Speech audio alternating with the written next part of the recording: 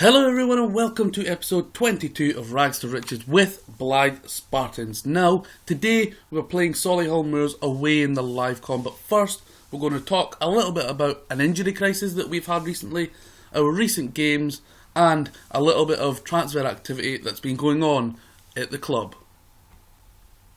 So we did manage to bring 3 players in. Stephen Drench, the backup goalkeeper that I mentioned in the last episode. Michael Newbury, the central defender, came in due to that injury crisis, as did Tom Craddock come in due to the injury crisis also. Nathan Turner left the club due to lack of game time and he wanted to pursue other interests.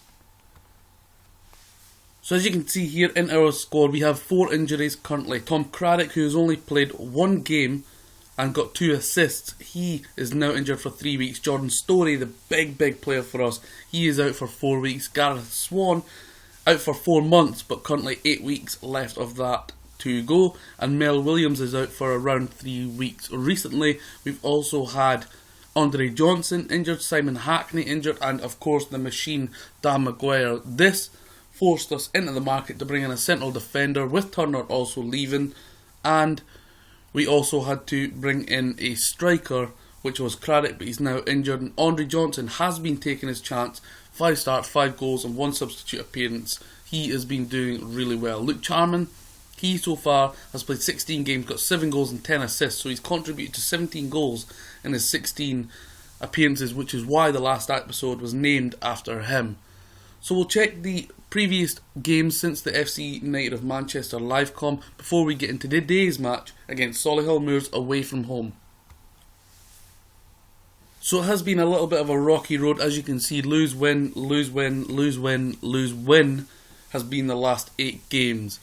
Now we got beat against Kidderminster. Andre Johnson got a goal on the 29th minute. We did concede 2 late goals. We then beat Hednesford with an own goal from Hudnall and a Jason Blackburn substitute goal.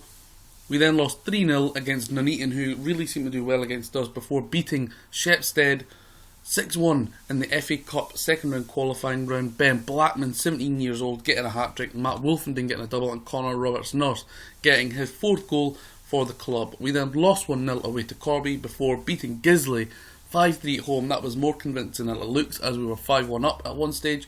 Jordan Storey double. Luke Charman finally back amongst the goals after a little bit of a barren spell since I showcased him in the last episode. Matt Wolfenden also getting a goal.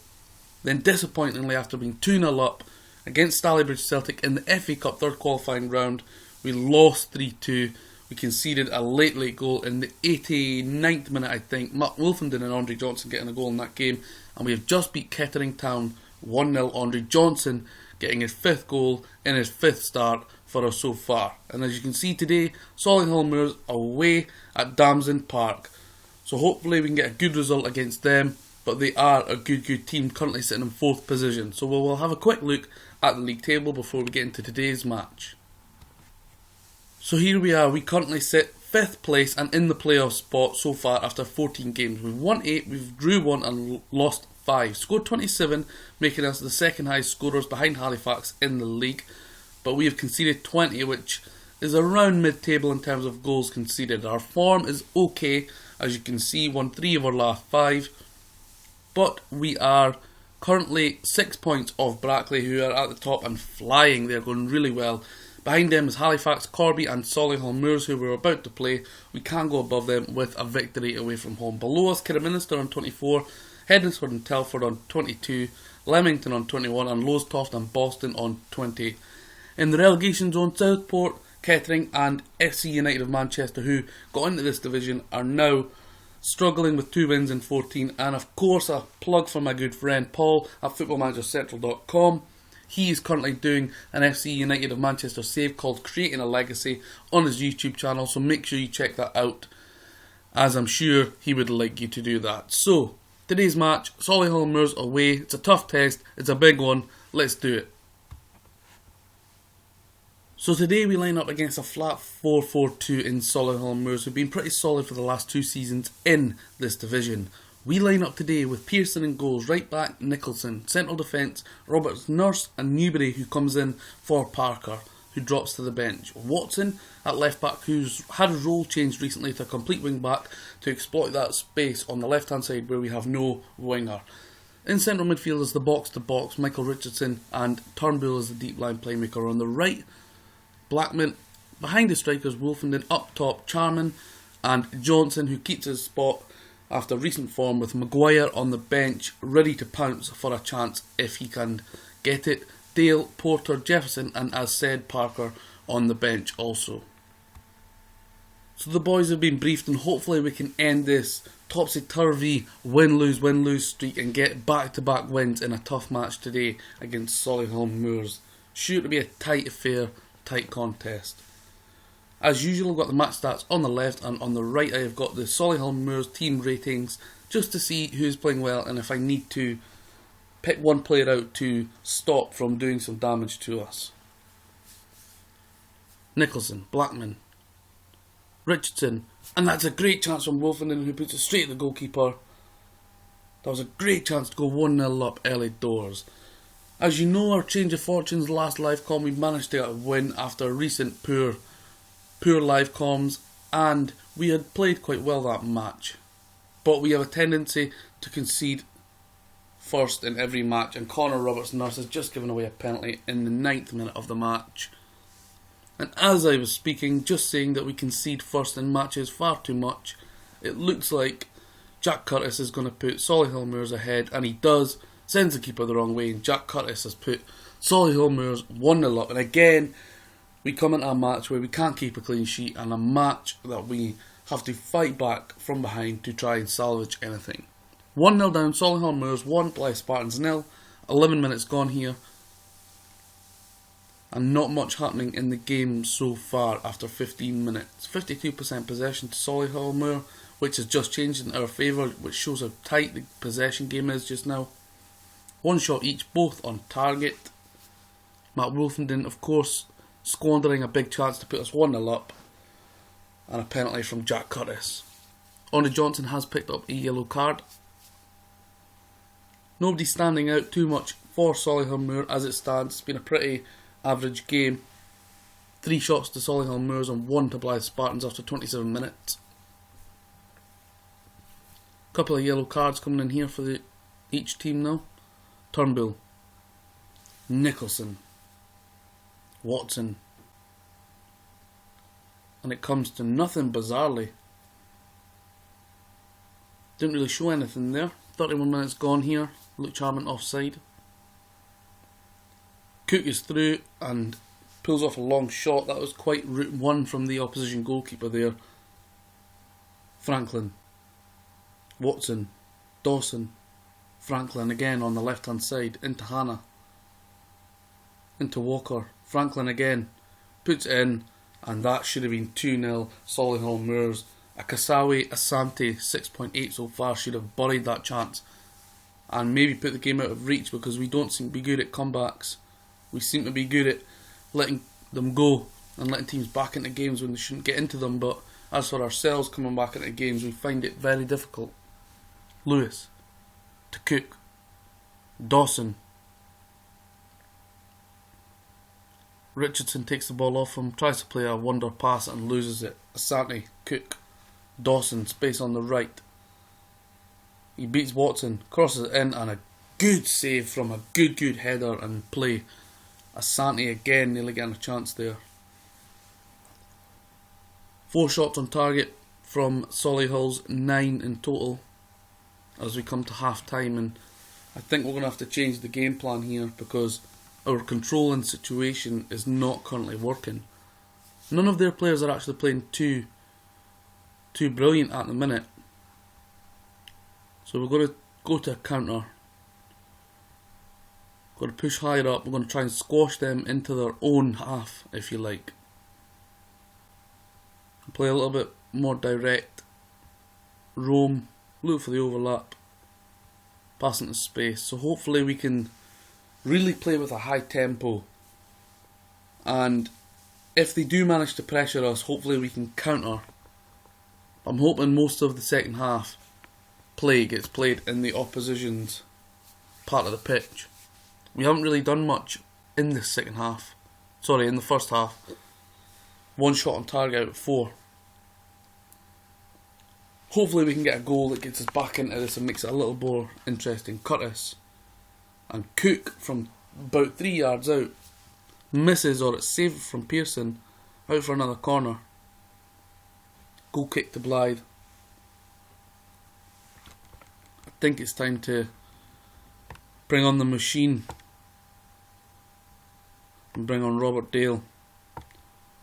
So Maguire and Dale on, Johnson and Blackman coming off. Hopefully a little bit more experience in the second half with those two substitutes can help us. And Brendan Pearson has gotten injured. Oh my word.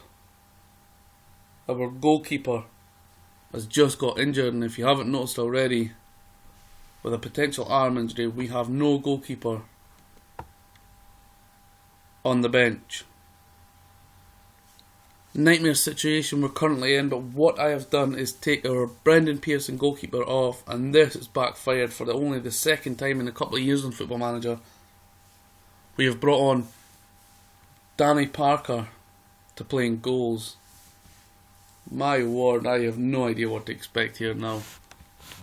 If they manage to get shots away, we could be in trouble.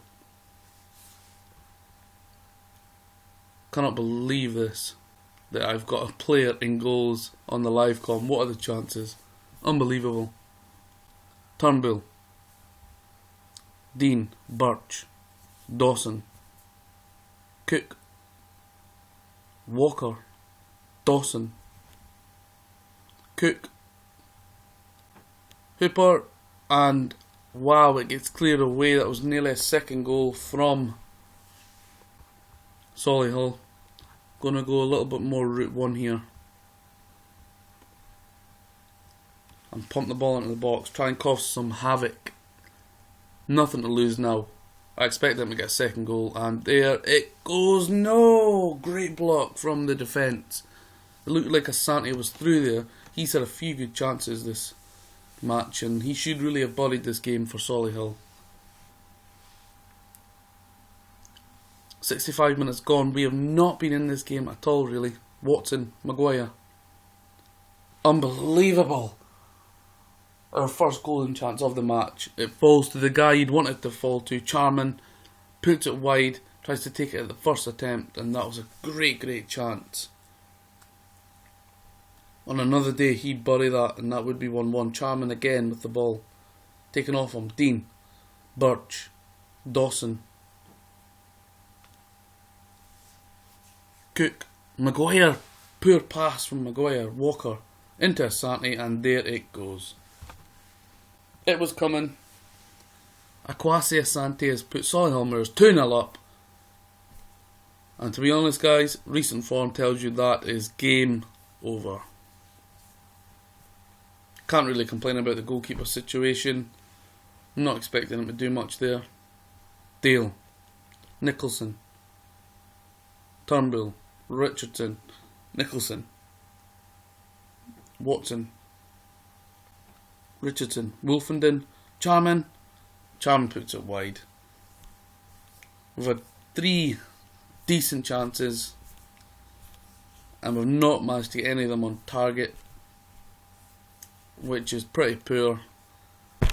And the rocky road of win-loss is going to continue here at Damson Park. No player we can really shout about here. None have really stood out. Asante, the key man for them. Aaron Walker's got an 8.2 for Solihull, but Asante, if he'd taken those chances, it could have been 4 or 5. And there goes a third. James Hooper, third goal of the season for Solihull. We have been dubbed. Long rocket Rory Delap-like throw. That is unbelievable. He threw it into the 6-yard box, and the guy had a 2-yard tap in. Shocking defending, shocking goalkeeping from the central defender Danny Parker. And that is done and dusted. Well played, Solihull. We have been dreadful today.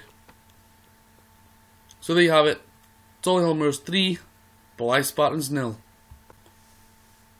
So far it doesn't really affect us in the league table just yet. We have lost another game, but we still sit 5th in the league. 6 points behind Brackley, but there are a lot of games still to be played, and should Kidderminster win, they will go above us, and I think Hednesford would go above us. If they win, they would go above us on goal difference. So we've been outclassed today. 8 wins, 1 draw, 6 losses, 25 points from 15 games, outclassed by a much, much better team who will be competing at the correct end of the table, and hopefully, if we can get this form sorted, we can be also. Okay, so looking ahead in the matches, we have Southport at home, Stalybridge at home, Halifax away.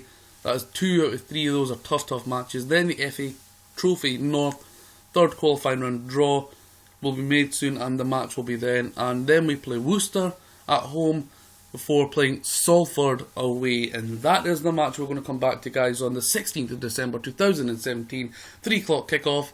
Salford away will be the next livecom match at Moor Lane. Hopefully we can get a victory over the Armies in the next livecom. Thanks for checking out episode 22 of Rags to Riches. You've been brilliant. Like the video, sub to the channel if you haven't already, and I'll see you lot again very soon.